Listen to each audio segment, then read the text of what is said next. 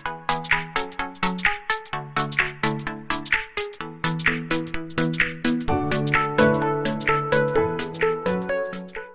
to My Counselor Online. I'm Cassie, and today I get to meet with Leslie Basham to talk about the article she just wrote on teen anxiety. So Leslie, thanks for meeting with me today.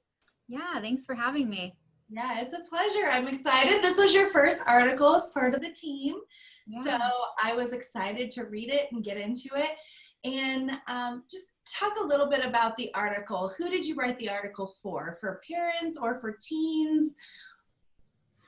Well, I wrote the article more directed towards parents who have maybe a teenager that's struggling with anxiety. So it's directed towards them just to give them kind of something to go off of, just kind of some signs maybe that their teen might be struggling with anxiety. Yeah, that's great.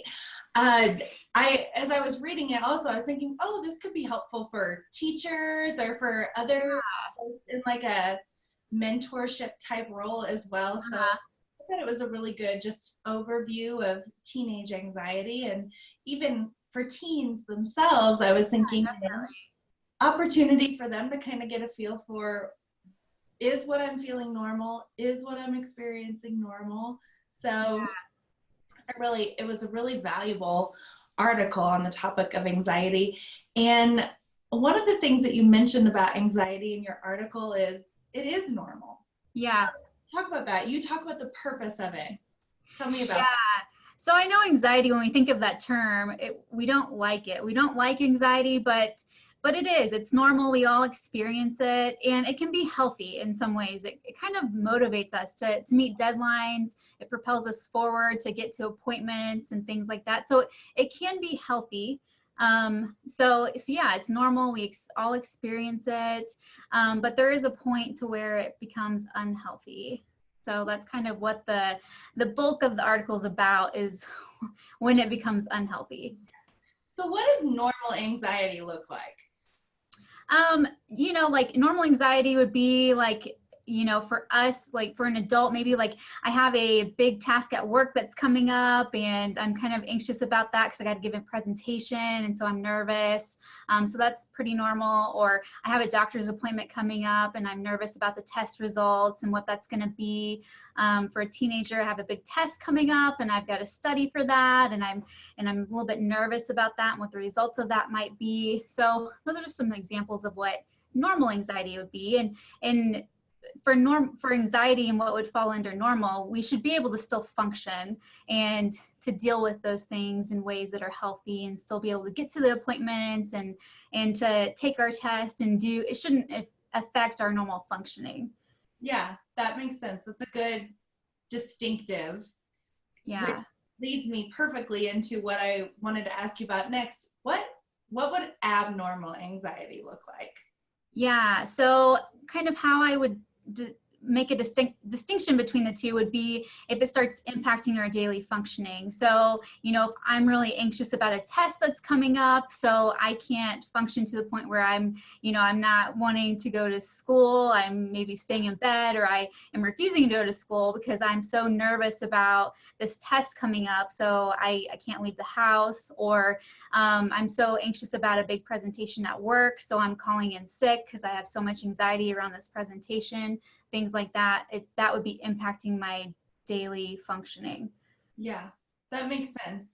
And what are some signs that you might be experiencing abnormal anxiety? Yeah, well, there's a long list of signs. I guess just some in general signs, to throw out a few.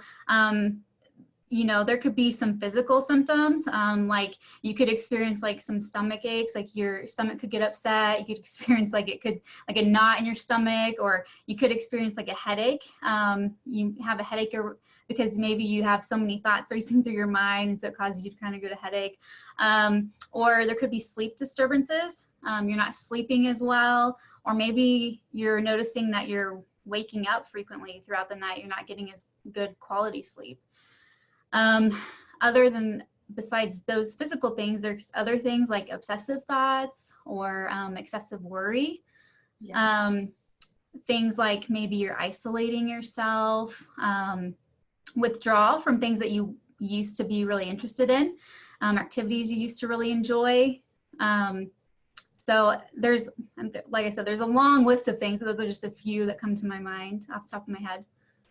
So if a parent sees their teenager and they're noticing these things, oh, my child's withdrawing from the things that they used to enjoy, or they seem to be complaining a lot about stomach aches or headaches, what Yeah. would you suggest for that parent? Yeah.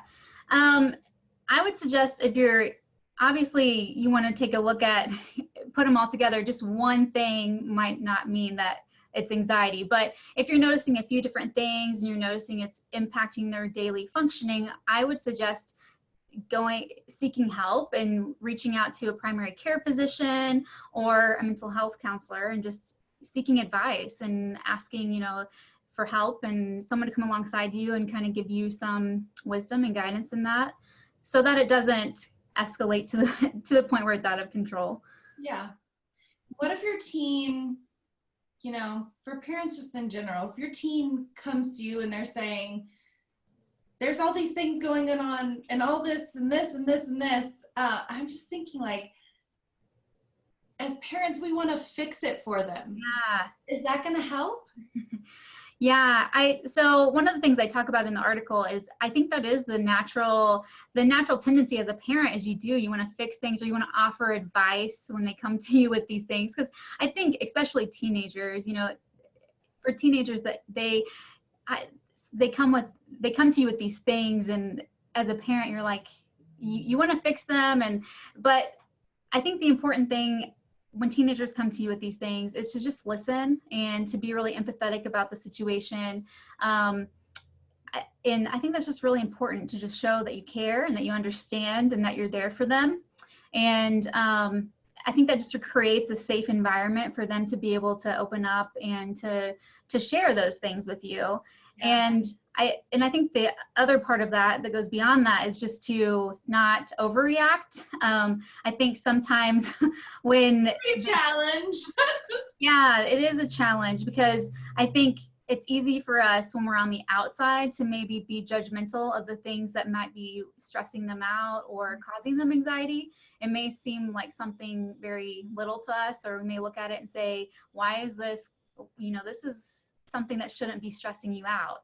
And so it's easy for us to place judgment there, but just trying to be as non-judgmental as we can, and just creating a safe environment for them to share those things. Because if we're really honest, when we think about some of the things that stress us out, when we get to a point where we're looking back on that, we look back and we think, man, that probably shouldn't have stressed me out as much as it did. Yeah. So that empathy piece is so big in developing that relationship and safety with your teenager. Yeah. That's great. That's really good. Well, that is, if you want to check out more about the article, you can read it at MyCounselor.Online, and you can find out more about Leslie there, more about our other therapists. And thank you for writing this article, Leslie. Thanks for being with me today. Thanks so much. I appreciate it.